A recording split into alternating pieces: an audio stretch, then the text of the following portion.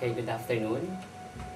I'm Isagani Osio and I will be interviewing Miss Angelita Nicolas here at the National Computer Center.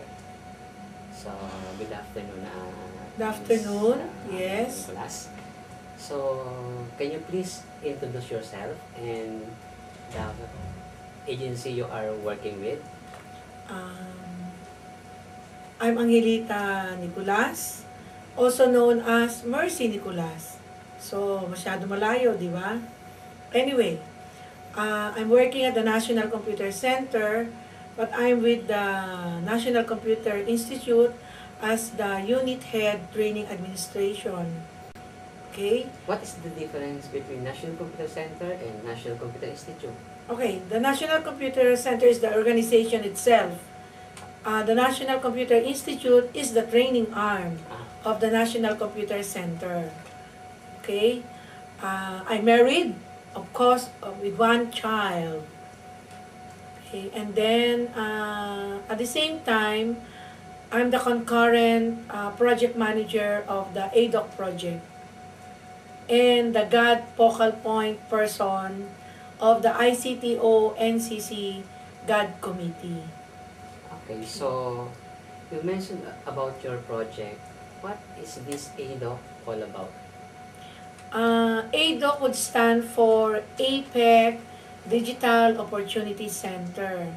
The word itself would mean it deals with underserved sectors, the marginalized sector, then it's composed of the out-of-school youth, the women, the community leaders, barangay health workers, the small entrepreneur, the woman entrepreneur. Those are and the senior citizen, we call that the aging group. Yes, but how do you serve them? What's this project all about? This project actually, when we were made as the ADOC Partner Office in 2005, that was the launch of the project. NCC or CICT at that time is the partner office with the Philippines as the participating member economy. We usually conduct the basic ICT literacy training using open standards or open source, which is the Linux, the Ubuntu Linux. We use that teaching them the sectors. And then after that, we do assist them through a partnership with private organization, the employment team, we ensure that the participants, especially the out-of-school youth, that after the basic ICT literacy, they will be gainfully employed, even as a clerk, as a sales clerk, because they're high school graduates. So they could pursue their education. So that's one thing how we do the ADOC project through training, through the conduct of ICT training. Okay, you mentioned about training for out-of-school youth. I think that's easy to understand. But how about teaching senior citizens for the computer? Yes, actually, teaching the senior citizen, we don't teach them, of course, the Excel, We teach them basic word processing, and then all of them are already collaborative trainings, which means teaching them how to use the internet, the multiply.com, the blog, the Skype. Can they all cope that technological terminologies and even concepts? They would understand because it's hands-on. Okay. We teach them, of course, we teach them first the word processing so they could encode the message when they make use of the internet. We cannot teach them the PowerPoint, the usual. We teach them the out-of-school youth, the Excel, and the file management. Only the communication tools, the collaboration tools, that we teach the aging society, the aging people. But how about the feedback? Is that useful to them? Yes, because they can communicate already with their children, with their relatives, of course, through the internet. Unlike before, because they do have children or what the grandchildren, but they don't have the perseverance, of course, to teach them the technology. So they usually come here for the training. Okay, so after out of school youth, the senior citizen, you mentioned also about the person with disability. The disability sector, Yes, yes, the disability sector. yes. We teach the disability sector by conducting training the trainers. What kind of disability? Visually impaired, the one with impairment on eyesight. Okay, hearing impaired, the deaf mute. Okay, But how can you do that since computer are very physical? no, like for the visually impaired, Yes. we usually install what we call the braille. Okay, a screen reader. Okay. We have a screen reader, the JAWS. But when we install that, then we can teach them on how to make use of the computer because they are blind. So who are Okay. doing that? Are you doing that yourselves, or No, that you is have partners? yeah, we agency? have partnership Okay. with a trib.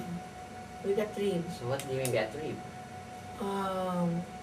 I'm sorry, no, I cannot remember the acronym, what that a trib means. But It is an organization for the visually impaired people. It is a non-government organization. Non-government organization. Which that a trib people, they're all with impairments on eyesight. yes. And I understand that you've been also to Chinese Taipei because of this project. What happens? No, one of the returns because of our performance here in the Philippines is to have a trip to Taipei. So we do have trainings on small, medium entrepreneurial workshop. And then in 2008, that was the time when the award was given to me as an ADOC awardee for the year 2008 for the exemplary performance of the ADOC Partner Office, doing the work to the underserved sectors. So is this the award that you are mentioning about? Yeah, this is the ADOC awardee. This is the ADOC award. Sorry, the ADOC award for 2008. This one. That's the one. Okay, so aside from ADOC project, what are the other projects you are involved with? Of course, we do have partnership with the Philippine Digital Literacy for Women campaign and the telecenter.org. And also, beside that award, I was a nominee for being the Outstanding Telecenter Woman Manager for the year 2011 here in the Philippines. Because there are 7 nominees, I'm one of them. Okay. But, of course, fortunately, something happened to me last December. I was not able to work out the online voting. So, Thailand won. Okay, as the overall outstanding women manager among the ASEAN states. Okay, so I believe you have so many awards with this No. plaque of appreciation Yes. and other accolades. So Yes? is this the things that drives you work hard? No, it's not.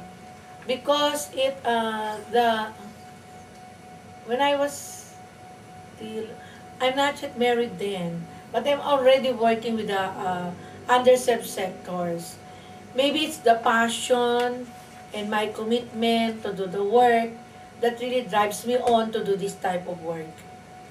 No, when I was given this APEC project, of course, there was quite a resistance because I was upload.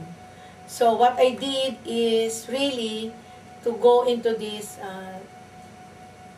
I embraced the project 2005, but then when I started off giving trainings now to the underserved sectors, I begin, my passion has already built up on a such level that I have that commitment already to the group to continue my advocacy with them, to serve them by giving them out trainings and making partnership with other organizations for their employment.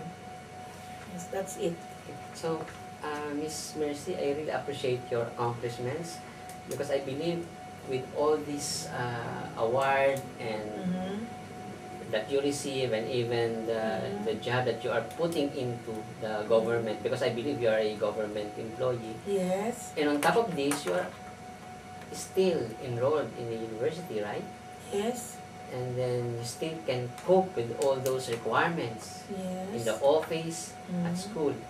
Okay, so before we end, what do you advise to the upcoming project coordinators and even to government employees in general? Of course, and there are some traits that are a sense of commitment, of course, and passion that you should develop in yourself before you can go into this type of work as the ADOC manager. Actually, as a student of UP Open University, I came across that question about Efren Peña, Florida, as a CNN hero, and I did made that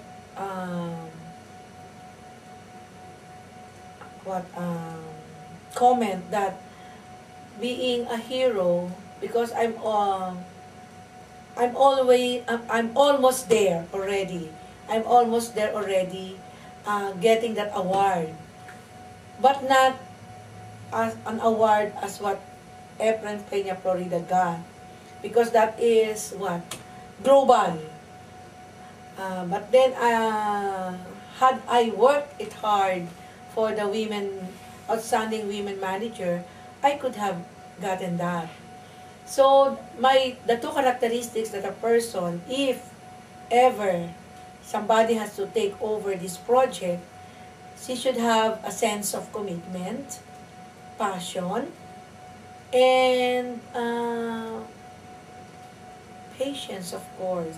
Because teaching people, the underserved sectors, we really need some amount of patience, perseverance of the person holding the project. Yes, thank you, Mercy, because I also believe that hero is not always recognized.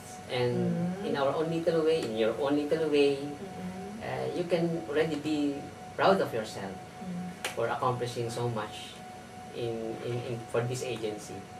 And I thank you for that. You encourage us being in the government service also. And thank you very much for accepting my invitation to interview you. And good afternoon, Mercy. Okay. Thank you also for the interview that you have done today, because it's one way also of our advocacy to make known the APEC project to the public as well as the private sector. Okay? Okay, thank you very much, Mercy. Thank you.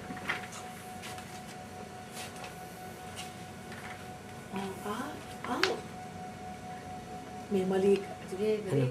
okay. Ano mali?